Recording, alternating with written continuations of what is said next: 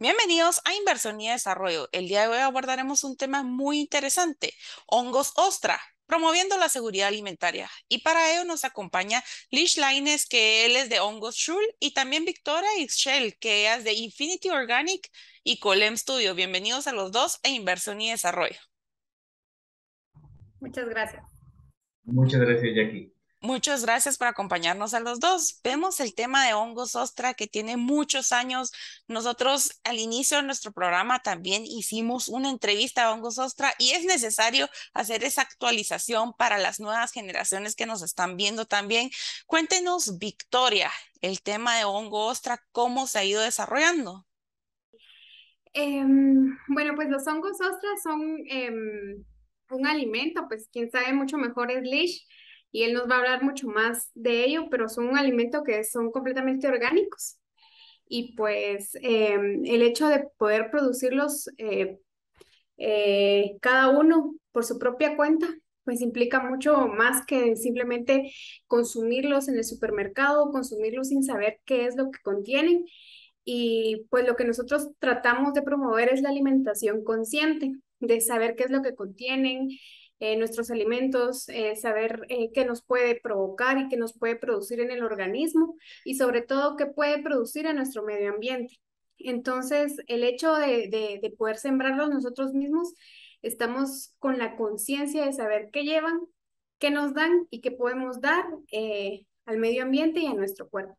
Entonces, la idea de poder generar, por ejemplo, en este caso un taller, es para que las personas no solamente sepan poder cultivarlos y sembrarlos, ¿verdad? Sino también sepan cuáles son sus beneficios y qué es lo que se está promoviendo a través del cultivo propio de estos hongos.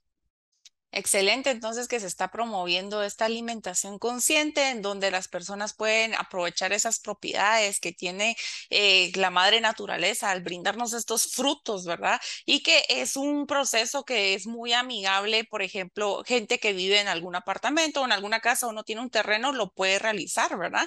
Entonces, tengo entendido también, Victoria, de que varias organizaciones se han unido para promover este taller. ¿Es la primera vez que promueven este taller o ya han sido varias veces que lo han realizado? Realmente es la primera vez que vamos a realizar este taller. Bueno, de mi parte, en conjunto con Lish y con Casa Biocultural y con Shul, pero yo creo que Lish de su parte, pues él ya ha hecho este tipo de talleres por más tiempo, entonces él la experiencia la tiene desde ese punto de vista. Y pues esta sí sería la primera vez que se hace, si no estoy mal, en Salcajá y con las tres entidades unidas para esto, ¿verdad? Pues Casa Biocultural, pues es otro, otro lugar que pues promueve muchísimo todo el tema de generar, sembrar y cultivar en el tema de huertos. Entonces yo creo que pues lamentablemente hoy no nos pudo acompañar, pero pues ellos también tienen un concepto bastante fuerte sobre esto, ¿verdad? Excelente, entonces ver de que varias organizaciones se están uniendo con un mismo objetivo de apoyar la seguridad alimentaria. Y cuéntenos, Lish, ¿cómo es de que seleccionaron el tema de Salcajá? ¿Algún punto importante que ustedes vieron ahí? Por ejemplo, ¿cómo se ha ido desarrollando ahí el tema de seguridad alimentaria? Claro, Jackie, sí, es una pregunta súper importante. En principio, pues, comentarte que estas organizaciones que menciona Victoria, pues, nace o se reúne en este colectivo de organizaciones porque, pues, en principio nos conocemos, ¿verdad? Venimos trabajando desde hace años, desde nuestros estudios en la universidad con Diego Pérez, que es el ingeniero que mantiene Casa Biocultural. Y Casa Biocultural está ubicada en San Mateo, en Quetzaltenango, y tiene su sucursal aquí en Salcajá. Y Schul también tiene aquí sus oficinas en Salcajá, y Infinity Organic con Colem conjuntamente tienen sus oficinas en Salcajá. Y pues la iniciativa nace de Infinity, ¿verdad? Es decir, ella dijo, bueno, necesitamos promover este tipo de conocimiento y pues porque nosotros somos consumidores de nuestro producto, ¿verdad? El hongo que nosotros producimos lo consumimos y pues desde ahí nace la idea de decir, Salcajá necesita tener un espacio de conocimiento, de socialización y divulgación sobre el tema de la producción de hongo, ¿verdad? Sobre todo el tema de la alimentación saludable, si lo vemos desde ahí, ¿verdad? Pero plantearlo desde el tema de la producción del hongo, porque particularmente en estos tiempos que estamos viviendo en crisis mundiales, el tema de la alimentación es fundamental, ¿verdad? O sea, vamos apuntando una crisis un poco más fuerte, por así decirlo, un poco, ¿verdad? Porque es fuerte la crisis que estamos viviendo, alimentaria, y pues decidimos que siendo nuestras sedes, podíamos coordinar una actividad aquí, ¿verdad? Entonces decíamos, sí, hagamos. Ya lo vimos, ya lo visionamos, presentémoslo, veamos qué tanto impacto puede tener. Y mira, tenemos este espacio importante que se generó a partir de esa idea. Y es por eso, particularmente, que lo estamos haciendo, pero por sobre todo es que queremos que las áreas urbanas, que es lo que es Salcajá, tenga este conocimiento alternativo, aunque mal dicho alternativo, ¿verdad? Porque en realidad es un camino propio, no es algo que esté ahí porque sea alternativo, sino porque es un camino que vamos a llevar, pero para que la gente lo vaya conociendo, ¿verdad? Como algo que pueden ir haciendo en su vida diaria, en su vida cotidiana. Entonces, particularmente esto, ¿verdad? Promover la soberanía alimentaria, que es totalmente un concepto distinto a la seguridad alimentaria, pero ya vamos a ir introduciendo, ¿verdad? Sí, y en estos tiempos de crisis los países tienen que ser soberanos en la alimentación porque uno no sabe qué va a pasar, porque ahora son guerras geoeconómicas, en donde no es tanto una guerra como nuclear, sino que es más el tema de que no te puedo dar este fertilizante o algo así y tú ya no vas a poder cosechar. Entonces tenemos que ver cómo poder ir generando esa soberanía alimentaria para que nuestros pueblos se puedan seguir alimentando muy bien. Y como tú dices, la crisis que ha ido agravando el tema de los precios, el tema de la logística, la inflación. Entonces tenemos que ir viendo esas opciones. Ahora con el tema de Hongos Schul, ¿cómo es que nace este emprendimiento? Cuéntanos qué hay detrás, lo que se produce en Hongos Schul también. Ya, sí, pues es retomar un poco los antecedentes históricos de Schul, ¿verdad? Particularmente nace porque dentro de mi carrera, que es Ingeniería en Gestión Ambiental Local, en química orgánica nos ponen a hacer una práctica, ¿verdad? El licenciado Roberto Méndez, que pues yo estoy muy agradecido con esta persona porque él me dio este camino ya de 8 años para atrás, que sí, que estoy promoviendo esto, ¿verdad? Entonces nace desde la iniciativa de la universidad como una práctica para una comunidad aquí en Quetzaltenango. Posteriormente, pues ya me dedico a interesarme un poquito más, entonces recibo un curso de formación en temas agroecológicos con la Red por la Soberanía Alimentaria en Guatemala, la Red SA, que ellos son los que impulsan todo el tema agroecológico o de permacultura o de agricultura orgánica en Guatemala. Son una red de organizaciones comunitarias que se fortalecen por medio de compartir conocimientos, ¿verdad? Campesino a campesino. Entonces yo recibo esta formación con un grupo privilegiado y selecto de campesinos, de líderes y lideresas de las comunidades, porque pues particularmente yo en el tema de los hongos no tenía conocimiento, entonces ahí nace, ahí es donde se encuentra ese momento de hacer el cliché, de hacer el clic, ¿verdad? Con este proceso de los hongos, de cultivo del hongo, y comienza como un pasatiempo en realidad, ¿verdad? Es como, bueno, voy a producir hongos, en la casa les gustan los hongos, a mi mamá, ella le encantan los hongos, pues yo me decido a producir hongos en pequeña escala. Y pues todo eso se transforma con el tiempo y conforme uno va avanzando. Y pues llegué a tener 2 módulos de producción de hongos de 80 pasteles, de bolsas de producción de hongos y estar comercializando, ¿verdad? Entonces, por ahí nace un poco la idea de producir hongos. Y Shul, particularmente, en principio está en Mam. Shul quiere decir hongo en Mam. Eh, yo le consultaba a mi papá, papá, ¿cómo puedo ponerle yo a mi empresa, verdad? Y a mi mamá también. Y decía, bueno, creo que lo más original que puedes hacer es ponerle el nombre de este idioma, ¿verdad? Y sí, pues sí.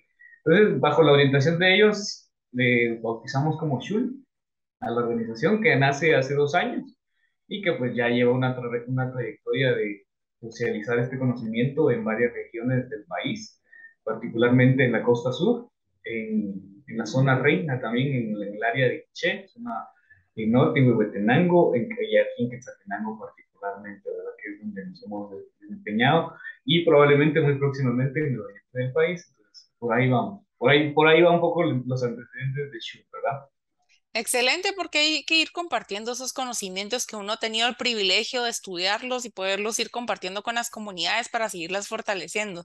Ahora, Victoria, vamos a un corte y luego continuamos con inversión y desarrollo.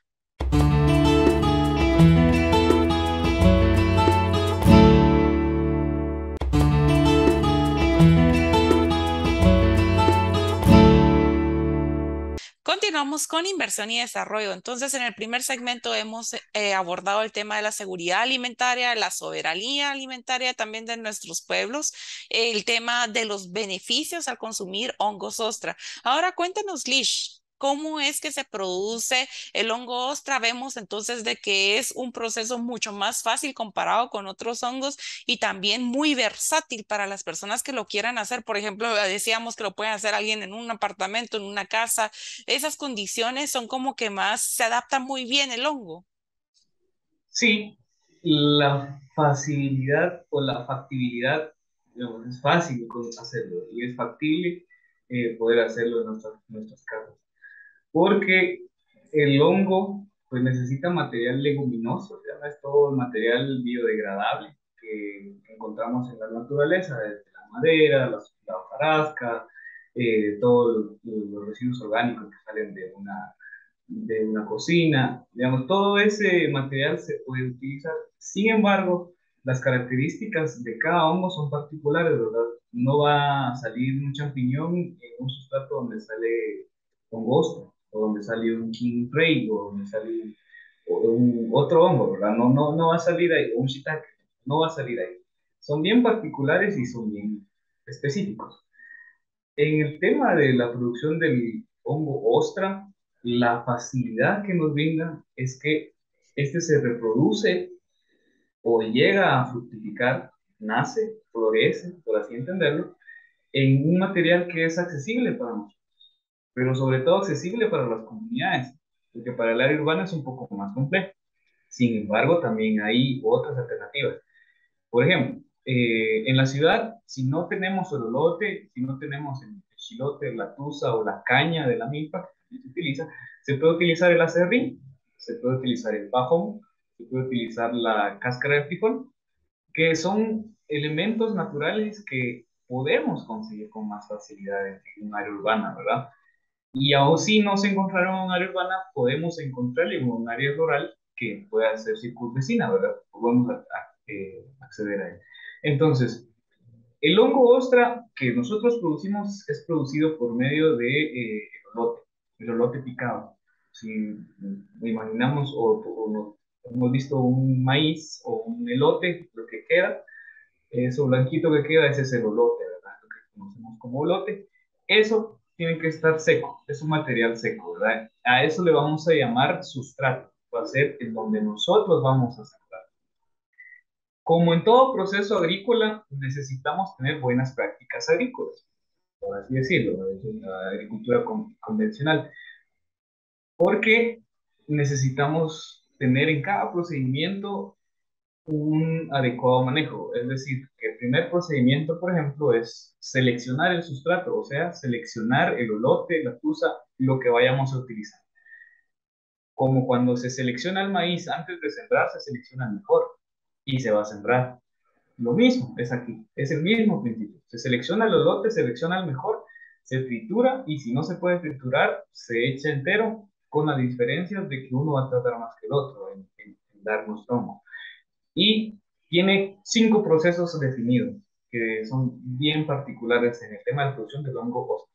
La primera es seleccionar el sustrato, la otra es desinfectar el sustrato, la otra es siembra e incubación, la otra es cosecha y la otra es el, el- la re- lo que se devuelve a la tierra, digamos, que no se pierde nada, es un círculo y su último procedimiento es devolverlo a la bonera o devolverlo a la tierra. Y la incorporación que tiene este procedimiento de incorporarlo a la tierra es bastante importante porque le da eh, a la tierra otros aportes nutricionales, por así decirlo, para que las plantas puedan crecer. O sea, incorporamos hongos a la tierra. que por mucho tiempo se han perdido porque se utilizan mecanismos de agricultura convencional. Estamos hablando de químicos, estamos hablando de maquinaria, estamos hablando de ya algo industrializado en el suelo, ¿verdad? Destruye y degrada el suelo. Entonces nosotros, con este proceso, en estos 5 planteamientos que le digo, logramos ver este círculo de reciclaje tan anhelado que estamos en la sociedad. Entonces, en grandes rasgos, son los procedimientos. Excelente, entonces, porque alguien en el área urbana o en el área rural pueden hacerlo de diferentes maneras y obtener el mismo resultado que es el hongo ostra, ¿verdad? Y entonces vemos de que también se da como esa tema circular en donde regresamos esos nutrientes a la tierra y tengo entendido también que la producción de hongo ostra es en un corto tiempo, es en meses, ¿verdad? Más o menos como 2 meses o 3 meses, si no estoy mal. Varía, varía dependiendo de la ubicación geográfica. Por ejemplo, estamos hablando de que en una zona donde hay calor y humedad, el tiempo se corta a 25 o 30 días de producción. Es muy corto, porque le gusta la humedad y le gusta el calor. Pero si estamos hablando aquí en Quetzaltenango, en Salcajá, es un poco más frío, pues estamos en alto, ¿verdad? En las montañas, el tiempo de cosecha se da de 45 a 50 días, sí, 2 meses, ¿verdad? Pero varía dependiendo del lugar. Si hablamos del oriente del país, que también se da, eh, por la dificultad o la limitante ahí es el agua, por la humedad, ahí va a tardar un poco más, pero no va a variar más de 50 días. Excelente, entonces, porque tenemos un resultados en corto tiempo. Ahora, entonces, hablando, Lish, del tema de la seguridad alimentaria, de esos aportes nutricionales que tiene el hongo para las comunidades, vemos de que a veces hay comunidades que no logran tener cumplir con esos aportes nutricionales con las familias, ¿verdad? Entonces, ahí es donde se va mucho la desnutrición aguda, la grave, ¿verdad? Y ahora vemos, Lish, el tema de la innovación. También tiene que ir presente en la producción de hongo ostra para obtener diferentes subproductos y poder ir a diferentes mercados también. Cuéntenos cómo han ido incluyendo la innovación también en ello. Sí, es increíble la forma en cómo el hongo puede transformarse y transformarlo a uno y transformar la mente, porque las experiencias de éxito que se han tenido, por así llamarlo de éxito, ¿verdad? Seguramente han tenido dificultades, han tenido tropiezos, pero siguen constantes y para mí es una experiencia de éxito. Han existido grupos de mujeres que se han dedicado ya a lo largo de años a producir hongos y tienen la experiencia de transformación bastante interesante. Desde producirlos para helados, desde producirlos en cuestiones alimenticias, hasta la exportación de este alimento, hasta ver y buscarle el mercado, ¿verdad? Es como diferente, desde diferentes puntos de vista nos puede dar diferentes aportes. Y la particularidad de las transformaciones, sobre todo alimenticias, es que, como bien lo platicábamos, es que se puede transformar en cualquier cosa alimentariamente. Por ejemplo, es sustituto del pollo, lo comunicamos en las comunidades, ¿verdad? Usted ya no quiere consumir el pollo blanco, es un ejemplo, ¿verdad? Puede consumir el pollo, el hongo, ¿verdad? ¿Y qué le atrae, qué trae este beneficio? Pues trae estas vitaminas. ¿Cómo lo puede consumir? Ok, el hongo tiene la facilidad de que es de fácil cocción, o sea, no cuesta mucho, o sea, ¿verdad? Y eso en las comunidades da muchas facilidades para cocinar. Se ha cocinado en recado, se ha cocinado asado, se ha cocinado empanizado, se ha cocinado en ceviche, en helado. Hay una infinidad de cosas que lo ha transformado a las mujeres y que han logrado comercializar. Eso como una primera forma, digamos, de transformar. Pero el otro paso que han dado es el tema de la exportación. Y ahí el tema de la cantidad o el volumen es la limitante, porque para exportar se necesitan contenedores. Y quienes compran mucho hongo son los asiáticos. Ellos compran en cantidades exorbitantes.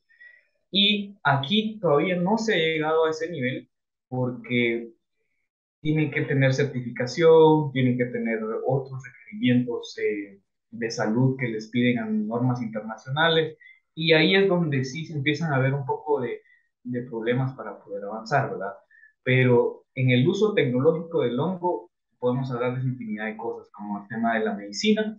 Se ha utilizado en la penicilina, por ejemplo, es un moho, que es un hongo al final, y que se utiliza medicinalmente. Desde el punto de vista del medicamento, también el tema de los hongos alucinógenos también se utiliza como medicamento. Y no es algo de que actualmente sea tabú, es algo que se viene practicando en infinidad de lugares en el mundo, el consumo de los hongos. Los hongos tienen la particularidad con el tema de la enfermedad del Alzheimer, de darle a pacientes que tienen esta enfermedad un tiempo de vida en el cerebro más largo, ¿verdad? Le da, no le quita la enfermedad porque no lo cura, pero le da un tiempo prolongado a su cerebro de poder estar y recordar, ¿verdad? Que es lo importante. Entonces, la innovación, sí, en muchas cosas, definitivamente. Sí, totalmente. Tenemos que promover entonces esas tortitas congeladas de hongos listas para consumir o esa harina de hongo para que se puedan utilizar en diferentes comidas, ¿verdad? O también utilizar la pasta de hongo, ostra. Hay diferentes opciones y un punto muy importante lo que tú indicas, el tema de la formalización, las certificaciones que se necesitan y ahí es donde tenemos que darle también ese apoyo o aliarnos con diferentes organizaciones que nos puedan dar ese apoyo y poder facilitar la exportación también de estos productos. Y el tema también de que la medicina está basado en lo natural, que está basado en los hongos o en las hierbas, ¿verdad? Así es como comienza el tema de la medicina. Ahora vemos entonces, Lish, de que el tema de hongos se ha ido eh, teniendo esa demanda tanto en los supermercados como en los restaurantes. ¿Cómo han ido haciendo ustedes esas alianzas también para poder llegar a estos mercados? Sí, el mercado es bastante complicado, el tema del hongo, porque es muy sectorizado. Está sectorizado la compra del hongo. Quiero decir de que quienes tienen la capacidad de compra de supermercados, por ejemplo, pues van con un productor y les piden tanta cantidad y él es su proveedor y ahí se queda, ¿verdad? O un grupo de productores y ellos son los que abastecen. Pero la particularidad ya directamente en las comunidades o aquí en Salcajá, por ejemplo, el consumo del hongo, la costumbre del consumo del hongo no está bien vista. Es bastante selectivo, quién prueba, quién no. Entonces, ese mercado todavía no se ha explorado o se está explorando, pero ha sido un poco difícil acceder a él porque la idea es de que mi vecino consuma, de que mi familiar consuma, de que pues, lo consuman y lo tengan en disponibilidad porque es algo que está y se produce. Pero ha costado tener estas alianzas, de alguna otra forma, son pocas organizaciones que se pueden organizar o se han aliado para poder abastecer el mercado en los supermercados. Ya por la otra contraparte, digamos, en los mercados, o en las áreas rurales, como por ejemplo en Tecpan, cuando uno va para Guatemala, uno puede ver las canastas de hongos. Y ese también es un mercado, ¿verdad? Que la gente ya lo conoce, ya lo ha visto. Entonces, cuando dice, bueno, ya vinieron las lluvias, bueno, vamos a comprar unos en Tecpan o en la carretera, ¿verdad? Y cabal, ahí están todas las canastas, y uno va, compra su medida y se lo lleva. Ese mercado es súper importante porque aún diciéndole, o como le dicen informal, sigue siendo un mercado que alimenta la economía solidaria de las comunidades, ¿verdad? Que no está comparativamente hablando con el otro mercado que ya lo puede comprar una empresa grande y se va, ¿verdad? La limitante también del hongo es que la semilla es muy escasa. Ahí es un problema. Ahorita estoy en mi laboratorio porque nos hemos dedicado también al tema de la producción de la semilla. La semilla es súper privilegiada en el sentido de que el conocimiento se vende y se vende muy caro. Estamos hablando que un curso de producción de semillas de hongos está oscilando entre $3,000 a $5,000. Eso es poco accesible. Y yo me he dedicado a lo largo ya de un año a poder investigar y ya estoy produciendo mi semilla. Aquí tengo una pequeña muestra de lo que estoy produciendo. Esta es la semilla madre que le llaman y aquí se va. Pero limita el mercado porque las comunidades lejanas que quisieran sembrar hongos y no producen su semilla necesitan de buscar a un proveedor de semilla. Entonces, el planteamiento desde la soberanía alimentaria es que, bueno, produzcan su semilla primero y luego producen sus hongos y así, ¿verdad? El ciclo va a ser infinito y va a quedar ahí para siempre, ¿verdad? Y qué bueno que se está haciendo esa investigación y viendo esos puntos de alertas en donde se tiene que ver de tener la producción de semilla para poder tener más comunidades que estén produciendo y que generemos esas cadenas de valor y cooperativas para poder ingresar también a estos mercados, por ejemplo, el asiático, poder cubrir ese mercado asiático, se necesita de mucha oferta también del hongo. Ahora, para ir finalizando, Lish, ¿cuál es ese mensaje final en temas de soberanía alimentaria, producción de hongos, trae empoderamiento de las comunidades y generar un desarrollo en cadena? Sí, bueno, particularmente me quiero dirigir a los jóvenes, ¿verdad? Creo que es importante que los jóvenes tengan esta visión eh, particular sobre la producción de nuestros alimentos y, claro, del hongo, ¿verdad? ¿Por qué los jóvenes? Porque particularmente ellos son esa masa que ahora los partidos políticos quieren cooptar para el tema de las elecciones que estamos próximos. Y cuando uno se sumerge a este tipo de temas de producción alimentaria sostenible, saludable, orgánicas, despierta la mente. Es totalmente una visión de vida distinta de relación con la madre tierra. Entonces, la invitación a cada uno, y a cada una de las personas que nos va a escuchar, que nos va a ver, que nos deje entrar a su conciencia y que nos deje entrar a su corazón y que nos permita sembrar en un grano de honguito y que se expanda en su conciencia para decirle que tenemos una situación crítica y no tenemos que ser aislados. Tenemos que salir de nuestra burbuja del confort que tenemos para ver otras posibilidades, otros sueños, otros mundos donde quepan más mundos. Deseamos que este conocimiento se comparta, no solo como un conocimiento más, no, esto es una postura política para decirles desde las comunidades también tienen una posibilidad de poder alimentarse. Entonces, súmense, aquí estamos. Ese sería el mensaje. Sí, porque cambia ese chip de asistencialismo o un chip de producción y de desarrollo que uno puede ir generando y uno puede generar esos cambios también. Gracias, Lish, y gracias, Victoria, por habernos acompañado en inversión y desarrollo y por habernos compartido sus conocimientos. Y a ustedes, amigos, nos vemos la próxima semana con un programa tan interesante como el día de hoy. Cuando pienso en mi Guatemala, el más bello paraíso, tan grande en historia, tan lleno